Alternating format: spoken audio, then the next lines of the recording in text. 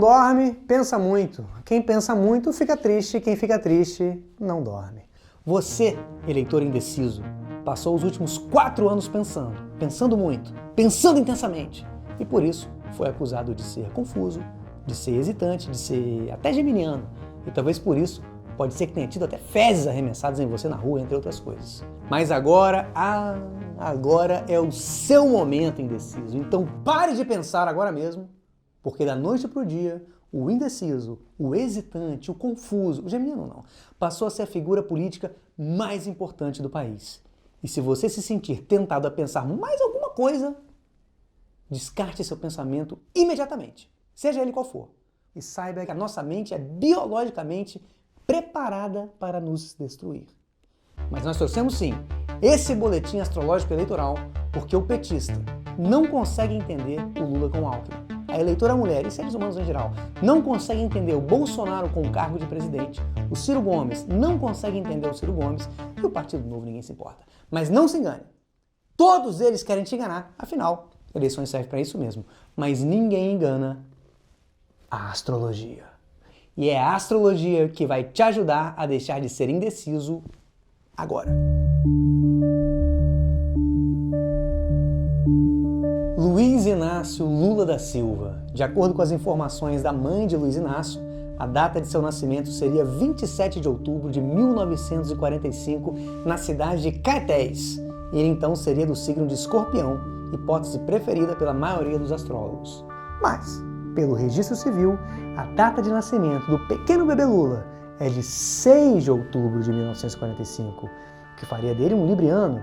Libriano como Eisenhower, como Jimmy Carter, como Putin, como Eminem, como Margaret Thatcher, como Romero Brito, o pacifista Gandhi, o pacifista Van Damme, Nietzsche, Kim Kardashian e o policial do futuro, Robocop. Segundo o astrólogo Raul Martins, a data correta seria essa mesma, 6 de outubro, dados fortemente embasados por esse astrólogo e apresentados num estudo publicado em 2006. Lula, portanto, é para surpresa de muitos, até talvez o Sérgio Moro, um super libriano, com ascendente em Escorpião, é verdade, mas com nada menos que 5 astros em Libra. Sol, Lua, Mercúrio, Júpiter e Netuno na casa 12. Libra é o signo da capacidade de fazer alianças, mas acima de tudo indica um forte senso de justiça, uma obsessão por justiça e ou problemas com a justiça. A casa 12 é a casa das grandes restrições, hospitalizações, prisões, das duras provações, dos inimigos ocultos, das injustiças sofridas. O ascendente é basicamente a maneira como o indivíduo se apresenta ao mundo, como o mundo o percebe. As primeiras impressões de quem sofre de ascendente em Escorpião, como Lula, não costumam ser muito boas. O sujeito tende a inspirar antipatia, por mais que se esforce para agradar. Mas é praticamente impossível que ele cause indiferença. Mas agora, Sol em Escorpião é diferente. Sol em Escorpião é isso aqui. Tira ele, prende ele aí! Nascido em 6 de novembro de 1957 em Pindamonhangaba, Ciro Ferreira Gomes tem Sol em Escorpião, ascendente em Capricórnio e a Lua em Touro. Escorpião e Capricórnio são 2 dos 3 signos mais odiados do zodíaco. O outro é, obviamente, Áries. Além disso, Ciro é o feliz portador de um belíssimo Júpiter na casa 10. E acredite quando eu digo, todo mundo queria um Júpiter na casa 10. A casa da ascensão social, da meta profissional, do auge da carreira. É uma promessa de grandeza e de importância. Mas, sempre ele, o mais. Mas, em certos casos, a certeza dessa importância pode se transformar em soberba, o que tende a despertar antipatias e a afastar o indivíduo do que ele mais quer. Traído pelo próprio ego inflado, o uma vez feliz portador de Júpiter na 10 passa a ser o seu próprio pior inimigo. E se a posição alcançada por essa pessoa é obtida unicamente na busca de poder e prestígio, ela corre o risco de estar sempre em guarda contra traições e inimigos, reais ou imaginários, e sua missão se esvazia. Nesse caso, A influência da casa 11, que é a casa que vem logo depois da 10, porque na astrologia o 11 também vem depois do 10, se reduz à influência das pessoas autoritárias que concedem proteção e recomendações. No caso de políticos, lê-se coronéis. E caso as experiências da casa 10 sejam realmente insatisfatórias, o sujeito pode se tornar um rebelde contra um sistema do qual ele se sentiu excluído e busca companhia apenas dos que compartilham do mesmo ressentimento. E depois vai para Paris. Rancoroso, incapaz de resistir a uma boa vingança e extremamente sensual, Ciro Gomes é uma espécie de técnico Fernando Diniz da política. Caralho! Vai jogar! E os dois ostentam, até aqui, o mesmo número de títulos, que é nenhum. Mas o indivíduo de Escorpião/Capricórnio pode sim alcançar grandes conquistas desde que não rivalize com seus pares.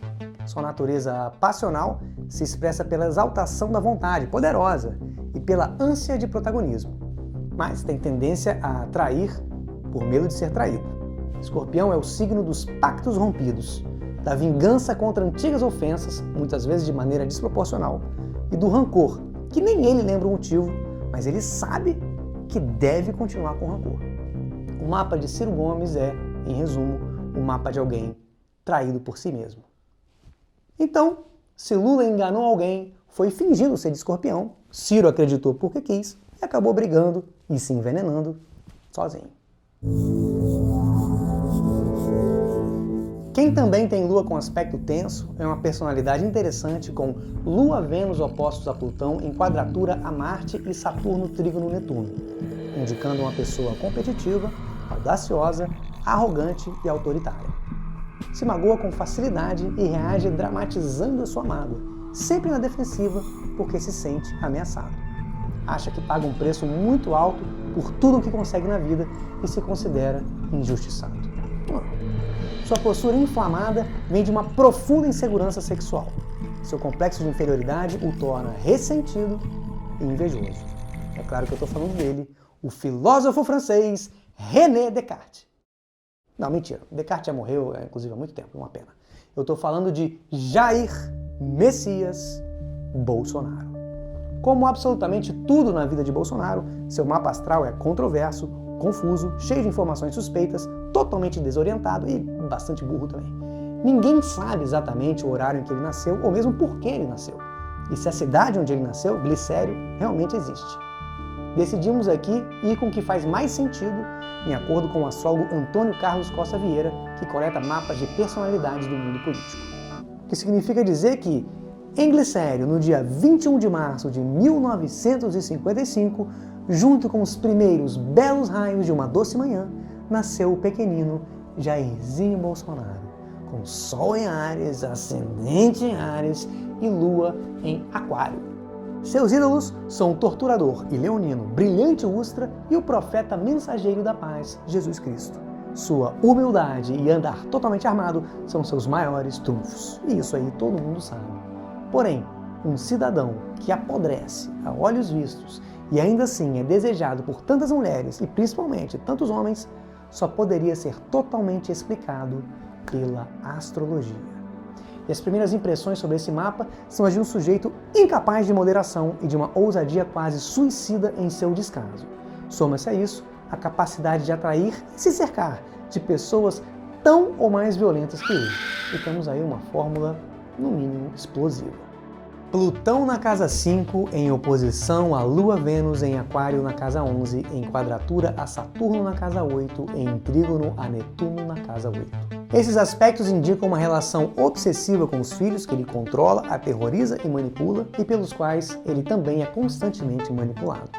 Fonte inesgotável de humilhação, os filhos representam tudo o que o indivíduo com esse mapa abomina e recalca em si mesmo, motivo pelo qual os filhos são duramente oprimidos. Até aqui, relação normal, saudável de pai e filho.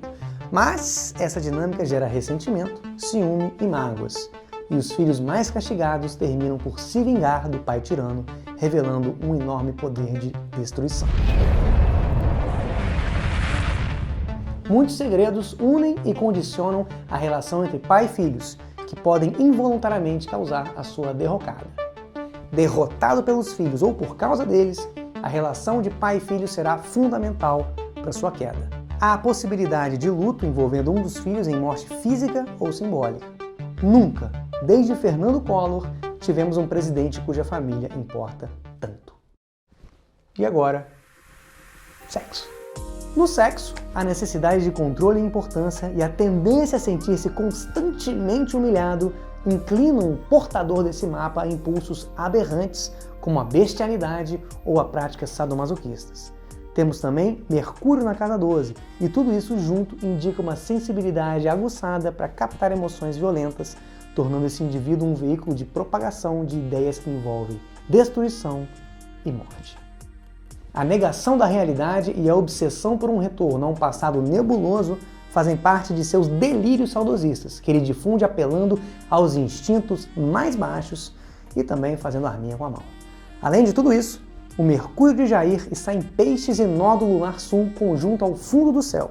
Isso significa que qualquer astrólogo sério que analisasse esse mapa sem conhecer seu dono, provavelmente daria os seguintes conselhos. Evite ao máximo falar em público. Não ande armado. Afaste-se de sua família. Isso aí, sinceramente, é um conselho que qualquer pessoa daria, não precisa nem ser astrólogo.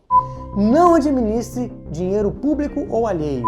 Separe a sua vida pública de sua vida privada para evitar a contaminação de ambas. Seus amigos e seus inimigos são as mesmas pessoas. Cuidado com os amigos vindos do submundo que atentarão contra a sua reputação, a sua carreira, a sua família e a sua vida.